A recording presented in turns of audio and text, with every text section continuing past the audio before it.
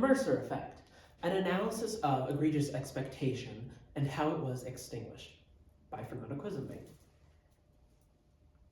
About me, I have been a dungeon master for nearly 7 years.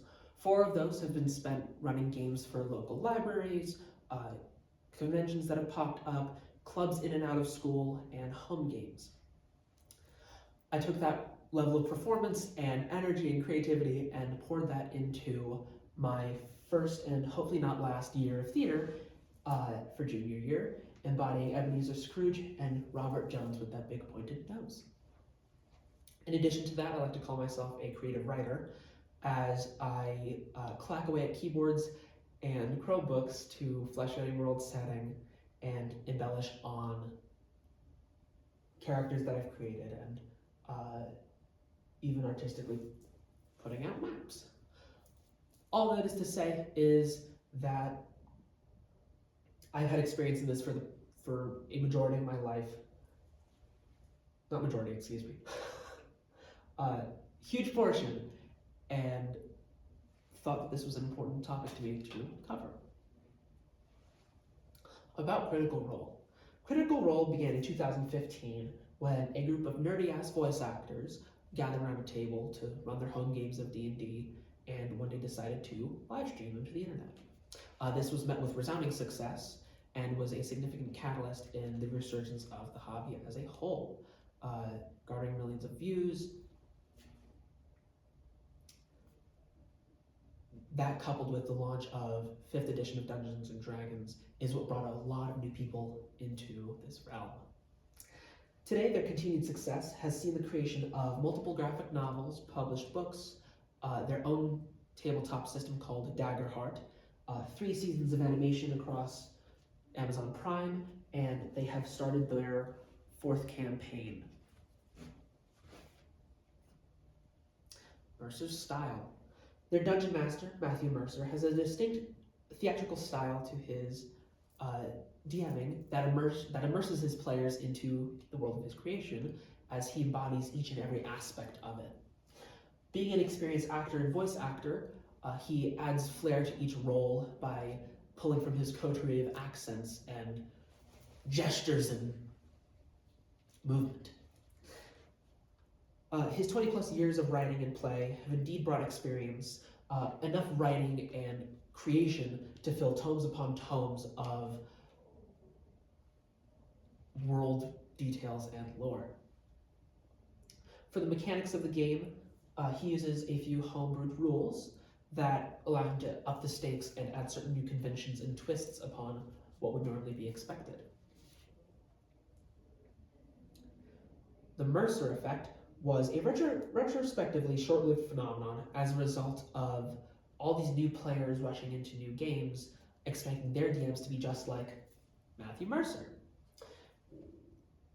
This socially constructed standard caused friction at the start, but with Mercer himself, as well as countless other people, poking holes in the argument that all DMs should be like him, this mentality has become a relic of a bygone era. Though no longer something that vexes tables, the Mercer effect and its bottled lifespan can be used to observe how what we've learned in the past 8 weeks can be applied. Starting off with social media. First, their spread was quick, going to the popular streaming service of Twitch, and then YouTube concurrently shortly after. It was at that time when they began to garner millions of views, and chat forums would start popping up on sites such as Reddit and Quora to discuss latest episodes, characters, and even new tables that had started. It is in places like those where we first saw the term Mercer effect pop up, and because it's social media, the fixation on it had the term perpetuate and spread fast, claimed by even people to never experience it themselves, because what's more appealing than to hop on a bandwagon? There's no way to peer into each table to start though after 2015, but while there were those that had experienced this effect, social media, I feel, perpetuated the discussion and found its first critique that it could employ over and over.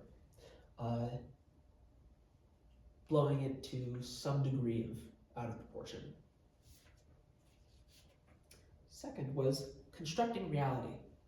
To look at Critical Role as an example of a game itself is to look at a movie as if it were real life. That is to say that there is plenty that is presented at face value and up front that actually has a lot of time and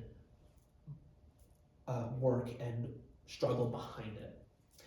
As produced media, they have a group of craftsmen and women behind the scenes that have a budget to produce miniatures and these detailed battle maps that you can see in front of you, offering a level of physical media that it would take a lot of time and money for other tables to have if they were to have them at all. In addition to that, they're a group of voice actors. These people have built their careers upon having a distinctive tone or jumping into role play, improvising, fully assuming a new character. With that, even with a year in theater, I can't claim to do so a little. But for people just entering the player seat for the first time, it's a lot to expect that of them, and it's even a lot to expect that of their DM. In addition to this, they have a very supportive and skilled fan base, along with a group of artists that they commission to create physical representations or visual representations of their characters, that unless you have an artist at the table or money in your pocket for commissions, it would be very hard for home game to have as well. With that being a lot of people's first impression, their second impression to not have all of these components that they've built up in their heads as an expectation caused a lot of discontent among new players at new tables, but really a lot of that's unfounded.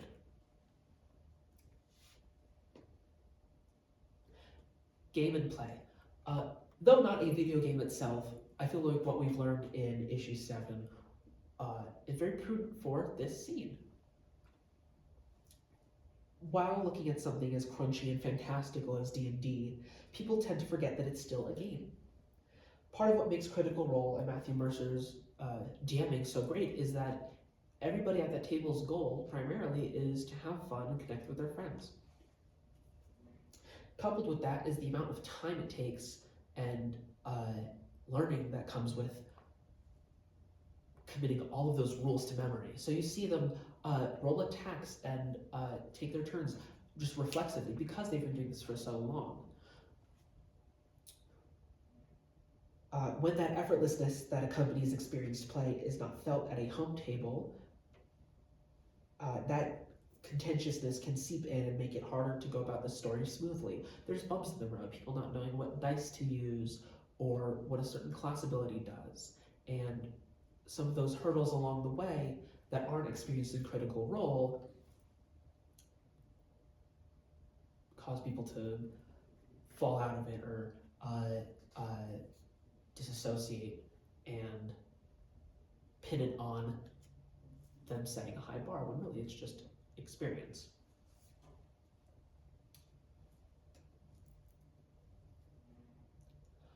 Celebrity. Mercer is a household, or more accurately, game room name. He's an icon. We spoke of myths in issue 8, and nowhere else do I feel it's more fitting of a comparison than with someone who embodies gods, giants, and dragons, and archmages for a living. Garnering a flock of critters along with the rest of the cast, that culture of fans formed is what propels them to those new heights. And now, in no way is it ever unwarranted, but for new players to measure their table against one that is been so fantastical and built up as standing on fame, there's a disconnect between that mentality. DMs felt the pressure or desire to emulate Mercer, but in doing so, Matthew himself got lost in that mix. One of the most notable points of interaction I felt was had in this time was Matthew's response to a disgruntled DM asking how they beat the Mercer effect. In it, I feel his words take down each pillar of social media, constructing reality, game and play, and celebrity that held the Mercer effect so high in people's minds and in the popular culture. The fallacy of social media is that there are plenty of people who don't agree with that style of gaming or want to play something different, but either those words get risen in anger or they get swept away by many other people pitting Mercer effect or looking up to it. But really, their style isn't for everyone. Off of that, he encourages us to construct our own reality by finding our own play style and collaborating with our table to build the world that we would want to step in on as players. It's to foster a lot of uniqueness. Every table can't be the same as theirs. They need to branch out. He points groups back to the core value of playing the game to have fun. I mean, you're getting around with your friends, and the goal of that should be to have a good time, not to keep everything just in line with how Critical Role and how Matthew Mercer is running their game. It's to have fun, your friends. Finally, if you were to track Critical Role, and especially Matthew Mercer, as stars and celebrities in this realm, you would see how attuned they are and how attached they are to their community, and how they want nothing more than to foster growth just as much as they've grown, and how setbacks like this start to stunt and are not the point. In closing, the Mercer effect is a pretty long gone phenomenon that followed Critical Role's early spotlight in D&D media.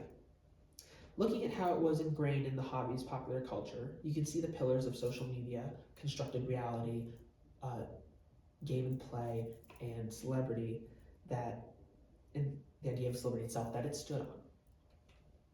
Today, the Dungeons & Dragons community fosters a lot of that individuality, a lot of that branching out in play style, in a way where a lot of people have surely found their footing, as difference being a new key aspect in Dungeons & Dragons popular culture. We can look back at the Mercer effect rather than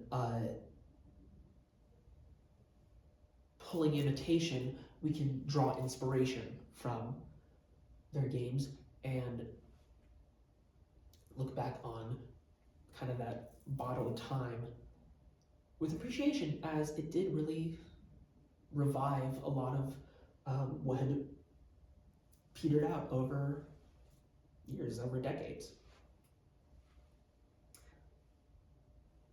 Goodbye, Mercer effect.